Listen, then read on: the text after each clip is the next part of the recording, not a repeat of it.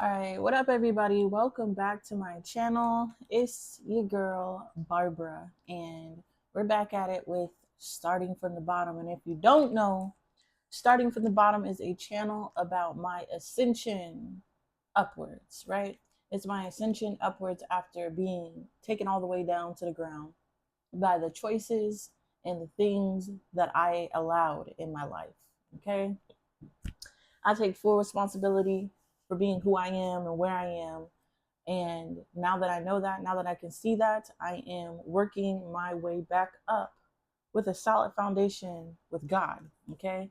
I am no longer going out there and paving the way by myself. I'm allowing God to order my steps and show me what's meant for me and what's not. Because I'm tired of putting so much effort and time into things and it not work out in my favor. So now I'm seeking first the kingdom and allowing that other stuff to be added onto me when I'm ready, which gets me into the word of the day. The word of the day is this a season of isolation or is it preparation for your purpose? Okay, we're going to get into it. I'm doing a face mask and some other stuff, but me looking the way that I am and I come on camera is on purpose. Like I'm purposely trying to humble myself for my purpose. I'm purposely trying to show up in a normal or even underdressed type of energy so that I don't feel like it's necessary to look a certain way, to be dressed a certain way, to do certain things, to do my purpose. I'm desensitizing myself from the faults that I have in myself that stop me from doing my purpose. Okay? For a long time, I didn't want to get in front of the camera because I was so worried about how I looked, how people are going to view me, if I had coming off of as attractive. For a long time, I didn't like people. I didn't want to speak in front of people. Um, I didn't want to be around people. But I was like asking God to show me my purpose. And I realized that there's some characteristics and traits inside of me that stop me from living in my purpose. That's another day. That's another message, right? Today's message we're going to focus on, is this a season of isolation or is it divine preparation for your purpose? Okay, let's take it all the way back. Okay, we're gonna start with the season of my the beginning of the season of my isolation, and it started off around 3 years ago. Okay, and if you would have told me 3 years ago that it was the beginning of my season of isolation and I would be isolated for 3 plus years, I probably would have turned back around, got back into my codependent trauma bonds and stayed there. Okay. Nobody wants to hear that the season of isolation that God has for you is going to be years long. Nobody wants to hear that. But I had realized the first part of it, my season of isolation has been so long because of my unwillingness to change, to adjust to my circumstances. Hear me out. God has been showing me that I have been making my suffering and my season of isolation longer and harder than what it has to be. God has been giving me visions and showing me like I could have been get out of isolation. I could have been started working and living in my purpose, but I was coping in trying to fix the situation instead of adjusting to it and learning the lessons that were being taught to me during my season of isolation. And 3 years later, I have now come to this conclusion that this is not a season of isolation, but it is a divine preparation for my purpose. But it took me all those years to figure that out. Okay. And I'm hoping by me giving these messages, by me talking about this, that I help you, that I show you and inspire you and motivate you to create the changes and make the changes that I have to get closer to living in my purpose. Because although I am making content and stepping into the life that I'm supposed to be in, I'm nowhere near living in my purpose, right? I know that everything that is happening now is just preparation for what I have laid out for me in the future. Okay. So the first part of it, we're going back 3 years. The first part of it, I became a mom, right? When you become a mom, you take that drastic step from a girl to a woman, and you really have to, no matter the age, right? You really have to stand up and be the person that you need to be to make sure your children and your life is straight, because you have consequences if you don't, right? So the things that I had to do, which I talk about freely on my channel, is living off of government assistance, accepting welfare, right? Putting people on child support and working with the government to survive, right? I had to do all of these things in order to be in a place where I am comfortably taken care of. And once I got comfortably taken care of, then my emotions erupted. It was like a hellstorm of pent up trauma and pent up anger and pent up pain just released from me, right? I got into an environment where I was comfortable enough to stop fighting. Okay. And as soon as I stopped fighting, I was so tired and weak and traumatized from fighting that I just basically laid down and woe is me and groveled in my pain. And the first part of isolation was about getting out that emotion, right? And then the second part of it was struggling with my adjustments. So I have made adjustments in order for me to live comfortably, right? And then I started to be embarrassed and emotional about having to do the things that I needed to do to survive.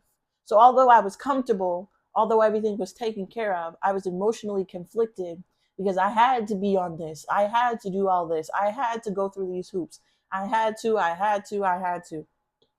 And at first, I got exhausted trying to fight what I had to do to survive. And I was fighting it because I did not want to do these things in order to survive. And I had to realize, like, I'm making my isolation harder by fighting against it. But I didn't see that until I exhausted all my resources. I didn't see that until I was angry and blaming the world for not hiring, or blaming my supporters for not giving. And I had to really understand that I was making my situation harder by fighting against it. But I didn't see that until I was again exhausted from fighting. And this time, when I got exhausted from fighting, I started to blame God. I got into the energy of being like, well, God, I'm trying my hardest to get out of this situation. Like, work with me. Like, come on now. Like, you see me out here. You see me out here struggling. You see me out here trying to better my situation. So can't you just throw me a bone? Like, can't you just help me? And I started to blame God for my circumstances. And I started to say things like, I see how you blessed everybody else. You must not love me. You must not want to bless me like that. You must not want me to thrive. You want me to suffer. And I started blaming my suffering and my pain on God, until one day I woke up and I realized that these are also my choices. It was my choice to make my suffering worse by blaming and being depressed about it. And that took me a while to switch the blame from God to myself and release the animosity and the anger that I had towards God, instead turning it into love. Because I realized, as a mother, I'm not going to give my child what they want, because that's enabling the situation. I'm going to prepare them for what's to come by allowing them to suffer the consequences of their choices. And I realized God was doing this to me. that I'm blaming God and mad at God because of the consequences of my actions. And that was furthermore depressing. let me just tell you, it didn't make me feel better. It just made me further depressed. So finally I got to the point where I'm no longer blaming God. It's all blame on me, all shame on me, all weight on me, and the weight of the world and the weight of my choices and the weight of my consequences made me just want to shrivel up. It made me not want to be around people. It made me not want to show up. It made me not want to go out. It made me not want to do anything but lay down and watch TV and cry and wallow. And after doing that, after doing that for a while, the sun came out. Okay. And I realized it was just seasonal depression. I realized that the sum of the weight of my emotion came from not being able to touch grass, not being able to hug a tree, not being able to be outside in public, which I was isolating myself from being outside in public because I was embarrassed about my circumstances. So when I realized that I was struggling and causing furthermore trauma and pain to myself by choosing to do these things that I was just to cope with the situation, I realized that I had to change the fundamental basics of what I do every day, right? And through all of this, you can see how God was allowing me to suffer so that I can see clearly. And this is the point of my whole video. Sometimes God allows us to suffer so that we can see clearly, because those emotions need to be gotten out of the way so that we can see the light of the day. And I was so bent up and disturbed by my emotions, I couldn't even find ways to soothe myself. So that led me back to the basics. Okay. The basics in doing the things that make me feel better, which is pampering, right? Which is looking good, feeling good, which is being outside in the sun, touching grass, which is to testify and speak of the glory and the goodness of God, which is to be around people and be in this world and not just a bum on a log, right? It was the basics of what makes me happy is everything opposite of what I was doing. And I was wondering why I'm not happy. Right. And I know like financial constraints sometimes stop you from doing the things that you want to do or need to do for your happiness. But then you need to find solace, and then you need to find happiness in the basics. And that's what God was trying to show me by putting me in this period of isolation. It was never to hurt me, it was to get me back to the basics of doing things that made my life prosper. Right. And when I started to do those things, when I started to go and enjoy the sun, I made my channel. I started making videos. I started making content, being out in my element where I am, what I like to be. And I have no idea. I have no idea why I made this video indoors, because the sun is shining right now. Right. I need to go outside. I really do. Um, but that isn't important to my purpose, right? It was just steps I needed to take to find my purpose, right? And now that I found the basics and what I need to do to keep me happy, I don't need to do it every day, right? Once you start self-soothing, you can get to a point where you don't need those things to soothe. And this is what God was trying to show me, the transition from the basic steps into a walk with God, right? And throughout my walk with God, I realized that the basic necessities were supposed to teach me my purpose, but then I was supposed to elevate it by walking with God. Okay, so I got into the basics. I started getting outside and touching grass, and that made me make my channel. It made me and inspired me and motivated me to tell my testimony. And I believe that speaking about my testimony is part of my purpose. I have yet to figure out my whole entire purpose, but I know for a fact it is to testify. Okay. I was put on this planet to go through struggles and overcome them and break generational curses that my family struggle with, not to teach anybody or condemn people, but just simply to testify.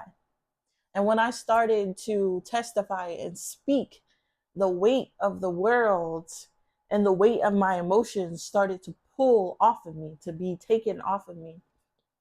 And every day got easier. Every day that I was able to make a video, it made me feel alive. Every video that you see it thus on my channel was like medicine that relieved the pain inside of my soul, because I was never going to stop feeling the pain, but testifying about it empowered the situation. I was not about to immediately hop out of welfare and government assistance, but talking about it and testifying about it made it less embarrassing. I was never going to go from the bottom to a millionaire in a couple of months, but each video that I make makes me feel like I'm richer, like I have more purpose, like I am more of a human, like I have more of a worth. So I'm here today to tell you that your purpose aligns with the basic necessities that you need to feel good. I'm here to tell you that your divine purpose on this earth has to do with the basic things you need to survive. Because when I wasn't testifying, when I wasn't telling people about what happened to me and how I overcame it, when I wasn't around people and isolating myself and staying indoors, I was suffering. It wasn't a life. It was just like jail time. But the more and more I walk in my purpose, the more and more I take those basic steps, the more it feels like freedom. See, at first I thought living off of public housing and government assistance and using welfare and being struggling and all this shit was embarrassing. I for real did not want it. I did not want that life. I did not want that stigma. I did not want that label. I did not want that reputation. But now I see it as a divine blessing. That God loved me so much that he let me put my feet up. That God loved me so much that he let me put my feet up and relax. Relax and be in my divine purpose. Y'all, when I realized the glory and wonder and the splendor and the unconditional love that God was showing me by putting me in this situation and allowing me to put my feet up, and all I got to do is testify about his greatness, I'm trying to keep it together. When I realized how much God loves me to put me in a situation where I could be pampered and all I have to do is testify about his greatness, the overwhelming love and appreciation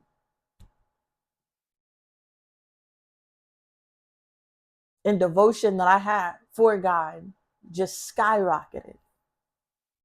But this is the same situation that at one time I was blaming God. This is the same situation that at one time I was blaming God for putting me in. And I want to show you how to change your perspective can make a prison into a paradise. Woo! I want to testify to you today to show you that what is looked at as poor and poverty and sad and funny and laughable is actually a blessing to somebody else. Whew. And when I started to realize all the blessings in the protection and the love and the graciousness that was being shown to me by giving me everything that I have, I no longer viewed it as isolation. I no longer got into the energy of woe is me. Nobody picks up their phone and talks to me. Nobody picks up their phone and takes me out. Nobody wants to date me. Nobody's hiring me. Nobody's giving me attention. As soon as I stopped viewing it as isolation, I realized it's a blessing. Nobody's bothering me. There's nobody to stop me from finding my divine purpose. There's no distractions that's stopping me from going full-fledged into the activities that I love to do. There's nobody stressing me out. I'm in a house alone. Kids at daycare. It's clean. I'm sipping coffee with a face mask on.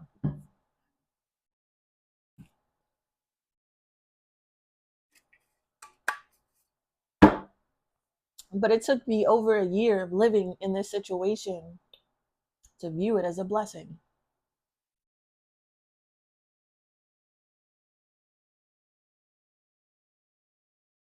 And I had to furthermore realize that God was not going to give me my divine purpose when I had characteristic traits that directly conflict with what He wanted me to do.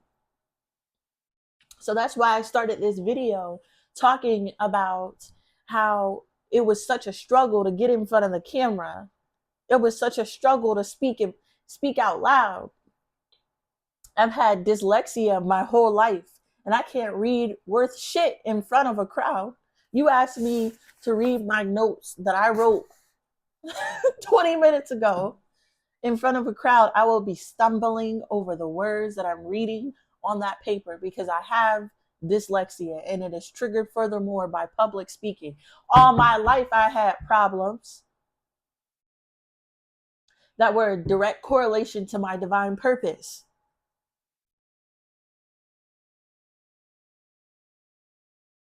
So I shied away from my divine purpose because I was afraid of public speaking. I isolated myself because I didn't want to go out in public looking raggedy.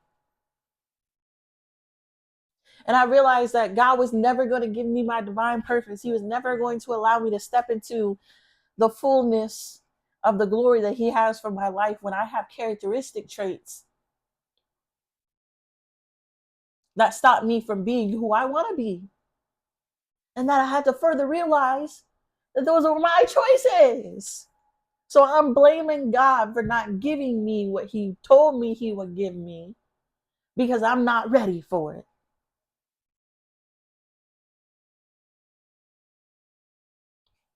So all of that to say, I have forced myself to get online looking like this, baby. I have forced myself to make videos, and when I see those videos, I'm like, oh no, I'm ugly. Oh no, like I sound weird in that video. Oh no, I rambled and I bumbled and it wasn't smooth like butter. Oh no, I messed up. I should delete this video. I stopped. Excuse me. Burping. Yeah. I stopped caring about my flaws and the things that are stopping me from doing what I want to do because those are my choices. And if I choose to not do what I want to do because I have characteristic traits that are stopping me from doing them, then it's not God who's not giving me my purpose. It's not God who's not helping me. It's me that's stopping me. So all this today to show you my path and my journey and my walk with God.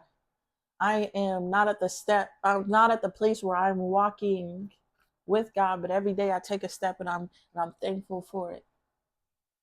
And I hope that this video will allow you to see your situation in a different way, will allow you to view your circumstances in a more positive, motivational way, and see the traits and the characteristics and the flaws that God is trying to purge out of you in order for you to be in your purpose. But sometimes that takes wallowing. Sometimes it takes woe is me energy. Sometimes it takes being in the bottom and being in captivity and being tortured and being traumatized to realize, whoa, whoa, it's my fault. That's my bad.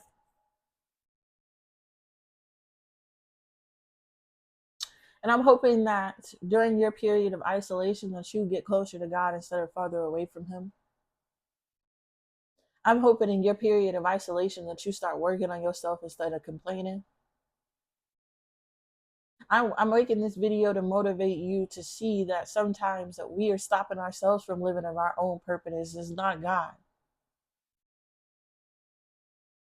And ultimately, I'm hoping by this video that I motivate you to get up and try again. To get back to the basics and the necessities of the things that you need to do to feel whole and complete. Because your purpose aligns with your life. Your purpose aligns with the things that you like doing, the things that bring you happiness. Your purpose aligns with the basic necessities that you need to live because it's the only reason you're living. You've just gotten so far away from your purpose, you forgot that the things that you need to survive are the things that are essential for life. We have been, furthermore, put in societies where owning houses and having jobs and blah, blah, blah is our purpose. So we struggle to find the things that we like and find what's necessary for life because people and social constructs make us believe that certain things are necessary. But I'm here to testify that God has shown me that my purpose has nothing to do with the social constructs that are created that tell you that things are necessary. I'm here to testify to tell you that those things are not necessary at all. I've been in a prison without them. I've been in a prison without social media. I've been in a prison without a job. I've done it all in my short 27 years of life. And I thank God for every struggle and every pain and every lesson because it brought me to the series of consequences that has allowed me to see that I have every necessity that I need right now in poverty, in the struggle to create everything that I need for my prosperity, for my blessings, for my future. And I hope that this video helps you see the things that you have around you that can create miracles, including the strength and the love and the graciousness that comes with creating a relationship with God.